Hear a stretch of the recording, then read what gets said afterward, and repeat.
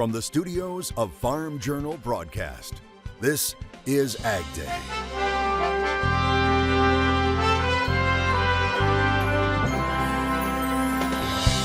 Making sustainability work for the bottom line.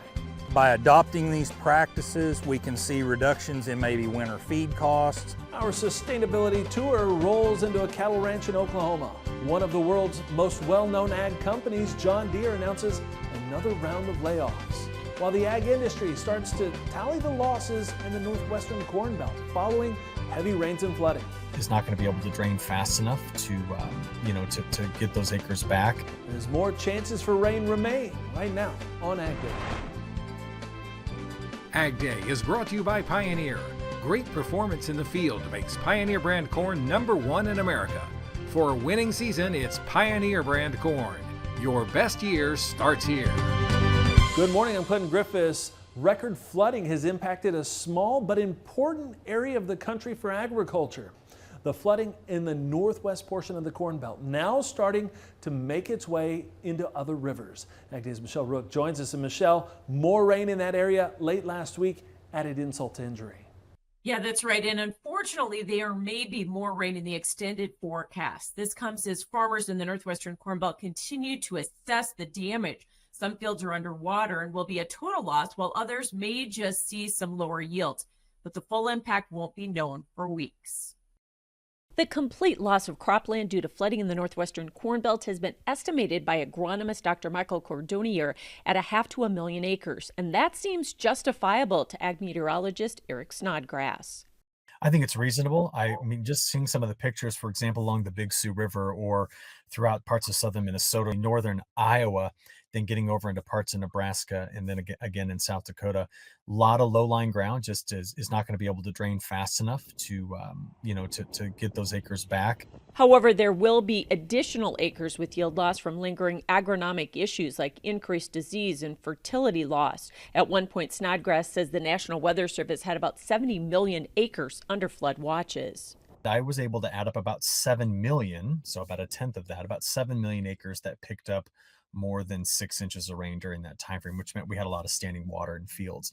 But the question as to whether or not we've lost lots and lots of acres is still one, I think, to be determined. Plus, there may be flooding yet to come, as Snodgrass says weather models show up to 2 inches of rain in the next few days as a big ridge in the western U.S. builds in, allowing troughs to drop down from the Canadian prairies. They're going to be bringing in multiple days of chances of strong to severe storms and also some heavy rain. So the question is, how vulnerable are we? I mean, does a 1/2 inch push somebody back over the limit to where they're flooding again? I think you're going to have a lot of places in northwestern Corn Belt where that's going to be the case. And these are prime production areas, so the lost bushels could be significant when the combines roll this fall. I'm Michelle Rook reporting for AgDay. All right, thanks, Michelle. Crop conditions taking another hit in the latest crop progress report from USDA. It now puts corn condition at 67%, good to excellent. That's down 2% from last week. Iowa rated 73% good to excellent, down 4% from a week ago. The northwestern part of the state hit hard by that flooding. Soybeans nationwide rated 67% good to excellent. That's the same as last week. Now, people in Ruidoso, New Mexico, forced to evacuate again over the weekend following flash flooding. The National Guard reporting it rescued at least 45 people from flooded areas. It comes after that area was hit by heavy downpours. Now, the same village was dealing with dangerous wildfires just weeks ago. The rain helping to suppress those fires, but it's also keeping firefighters from going into the area. And areas hard hit by rain and flooding a week ago could see even more rain today. Meteorologist Matt Engelbrecht is tracking it for us. Matt? Yeah, that's exactly right. Once again, we're looking at a situation where we could see some severe weather, also some flooding potential in and across portions of the Midwest, Missouri, Illinois, Wisconsin, and into Iowa, up in the yellow, which is about a 15 to 40% potential for some flooding on Tuesday. And it's that relationship we've been talking about. You got some energy working across Canada and then a ridge of high pressure back here towards the south. So in between the two, that's where you get the greatest potential for some showers, thunderstorms, and some flooding as well. So by Wednesday, this shifts a little bit more to the south, but Missouri and Illinois were still in that 15 to 40% flooding potential. Now, the 5 to 15 works over here towards the east and back into New York and also into Pennsylvania. Again, that's on Wednesday. By Thursday for the 4th of July, the energy in the system is going to be a lot less, but there's going to be enough out there for more widespread showers and thunderstorms. So while we're not as high with the flooding potential, a greater area with about a 5 to 15% chance of some flooding. And we're also keeping an eye on Hurricane Beryl, the Category 4 storm making landfall in Curacao, which is one of the islands in Grenada. Maximum winds were reported to be 150 miles per hour, just shy of a Category 5 storm. Heavy rain is, of course, being experienced there as well. We'll continue to track it. I'll have more on your forecast coming up. New details about another round of layoffs at John Deere. We first told you about on Monday. The company announcing another 610 jobs will be cut. 280 workers are being laid off from its Harvester Works plant in East Moline, Illinois. 230 employees will be impacted at the Davenport Works plant in Davenport, Iowa, as well as about 100 employees at its factory in Dubuque, Iowa. Now, Deere says laid off employees will be eligible to be recalled to their home factory. The company saying in a statement, rising operational costs and declining market demand require changes. It also said salaried layoffs in the U.S. are expected to happen by the end of this month. The company employs 70,000 people worldwide. An important Supreme Court decision could have impacts on the EPA and environmental regulations. The High Court last week, in a 6-3 ruling along ideological lines, overturning the so-called Chevron doctrine, handing rulemaking authority back to Congress and the courts. For 40 years, the Chevron doctrine allowed agencies to interpret vague laws. Now, experts say this change provides opponents a clear legal path to challenge regulations, potentially forcing agencies like the EPA to be more cautious in drafting rules. For instance, regulations related to farm subsidies, crop insurance, and environmental practices, including the waters of the U.S., rule could now face closer judicial scrutiny. Overturning the Chevron doctrine could also mean more responsibility for Congress to directly address policy issues with new laws. Now, some ag groups say the decision restores a balance of power by ensuring that unelected bureaucrats cannot impose regulations beyond what Congress has explicitly authorized. Following Friday's corn market collapse, wheat and soybeans got a lift to start July. We'll have details on the markets coming up. And later, utilizing technology and data to better manage the cattle herd. We'll see how one operation in Oklahoma is doing it in the country.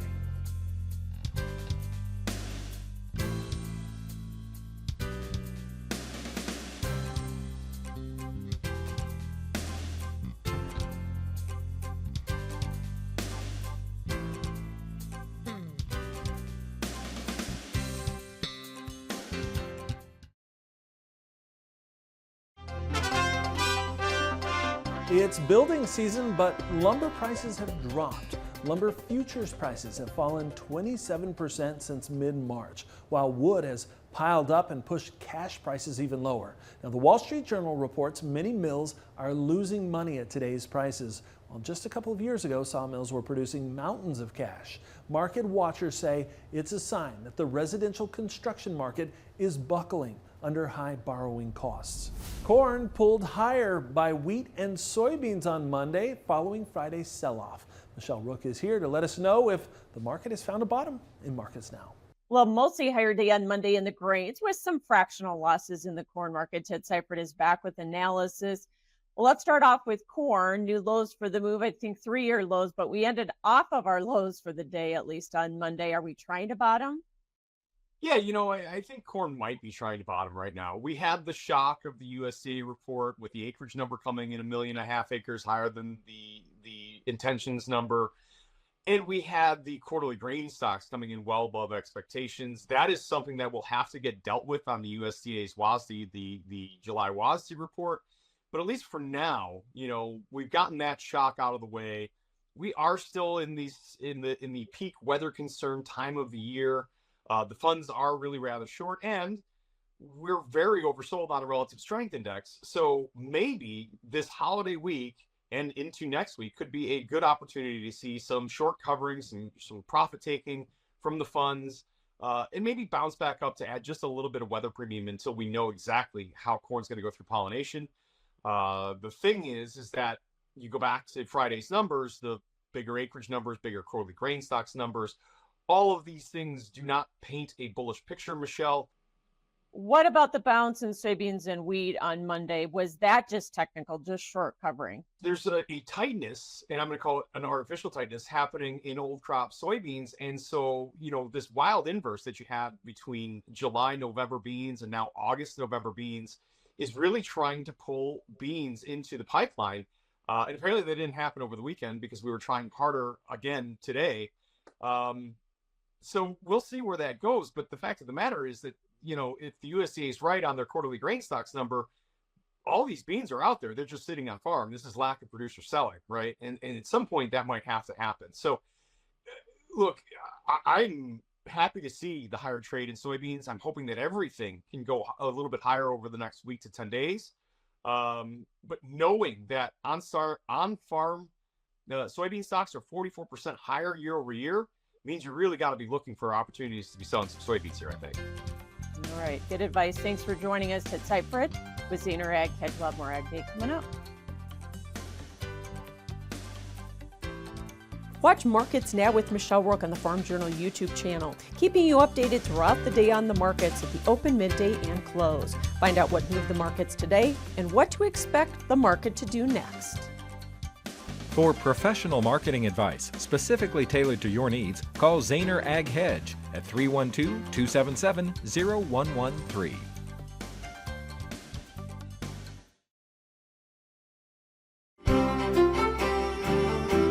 But looking past the 4th of July, between the 6th and the 10th of July, now you got a wide swath of the United States that could have some just above normal or wetter than normal conditions.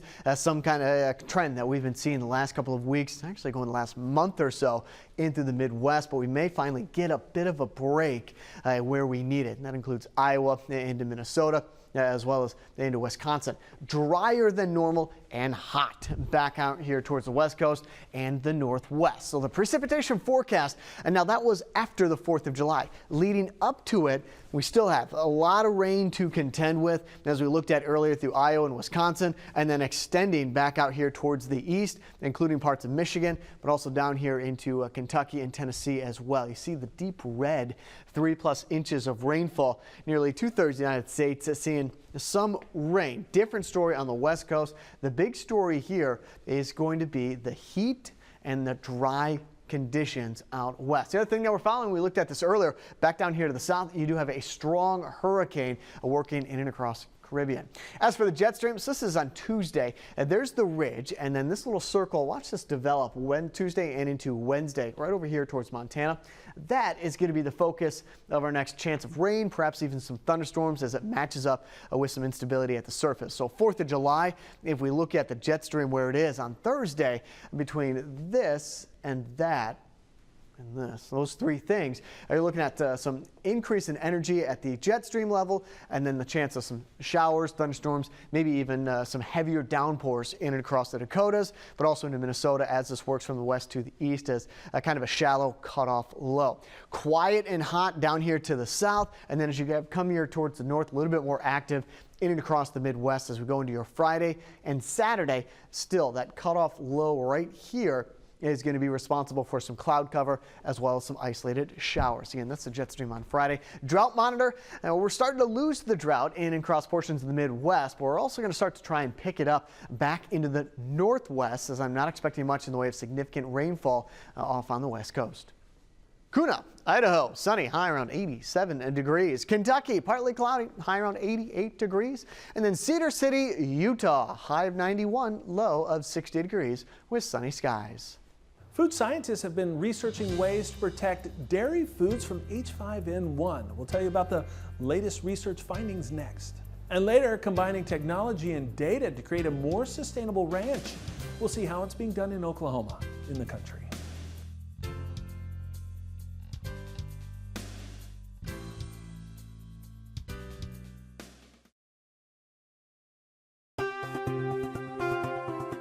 The Focused on the fight against avian flu, the Food and Drug Administration releasing new study results that show the commonly used flash pasteurization process of milk entirely neutralized the virus. The agency testing 275 raw milk samples collected from farms in 4 states from herds that had tested positive for H5N1.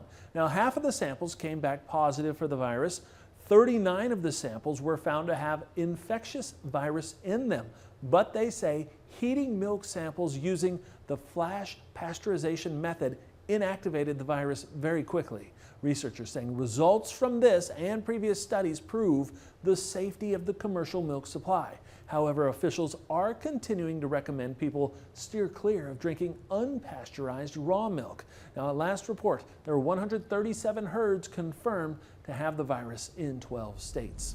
She's done it again. A Vermont dairy farmer turned running star is headed to the Olympics in Paris. Ellie St. Pierre won the 5,000-meter race at the U.S. Olympic track and field trials last week in Eugene, Oregon. She also set a trials record and finished in the top 3 for the women's 1,500-meter race. St. Pierre finished 10th at the Olympics in Tokyo in that race. Now, she's been training to compete this year ever since giving birth to her son a year ago. Now, we've told you about Ellie before. She grew up on a 40-cow operation in Vermont. She and her husband still live on a dairy farm. Protecting a family legacy with help from technology. We'll see how one operation in Oklahoma is using cutting-edge information to make operational decisions about its future in the country.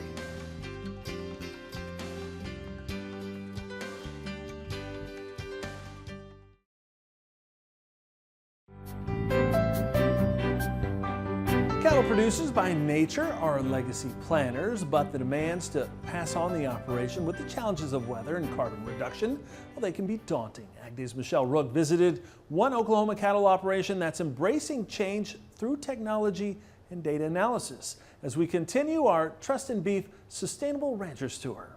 While farmers and ranchers here in Oklahoma have seen a break in the historic drought that gripped the state, there are some lingering problems. The road to recovery is a difficult one for the state's cattle producers after 3 to 4 years of crippling drought, and it may not be over yet. We came out of that this last summer for a while, and then through the winter we had some decent moisture, but now we're starting to trend back into that drier area from Stillwater west. The disaster forced many operations to cut deep into generations of cattle genetics, and it stretched beyond the state's borders. We have depopulated so many cows in the big cow states. If you look at Texas, Oklahoma, Missouri, how many cows are gone? However, Bertram's and other cattle producers using climate-smart practices fared the best. By adopting these practices, we can see reductions in maybe winter feed costs, maybe we see reductions in protein costs, or we get to graze other things, maybe some cropland that was taken out of an annual grain crop but put to an annual forage crop. It all works in together. It's called an ecosystem for a reason. It's the full system, and doing the right practices really do improve upon our ability to be more resilient.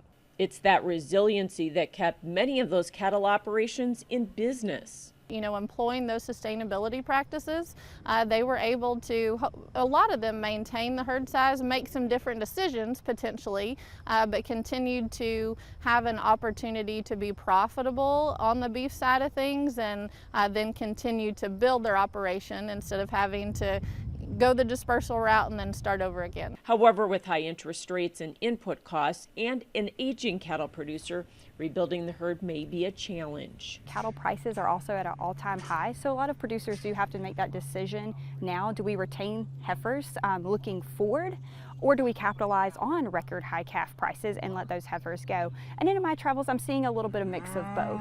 On top of that, the U.S. cow herd is at 60-year lows, so the recovery could take years. I think there's a lot of producers are there very committed to their operation and what they're going to do and wanting to continue that on, but it's not going to be overnight. I think we'll see that the next 5, 10, 15 years to hopefully get us back up to a better number as far as beef cattle numbers here in Oklahoma, but in the United States in general. That is, if Mother Nature doesn't rear her ugly head. You look at the weather cycle going forward, You know, they're saying this drought coming up could be even bigger than the last one. So to me, as a producer that is in this business, it doesn't get me excited, very excited about going out and buying a bunch of expensive cows if I'm headed into another drought. So unfortunately, the hardest decisions for producers may be yet to come. I'm Michelle Rook reporting for AgDay. All right, thanks, Michelle, and that's all the time we have this morning. We're sure glad you tuned in. From all of us here at AgDay, I'm Clinton Griffiths. Have a great day.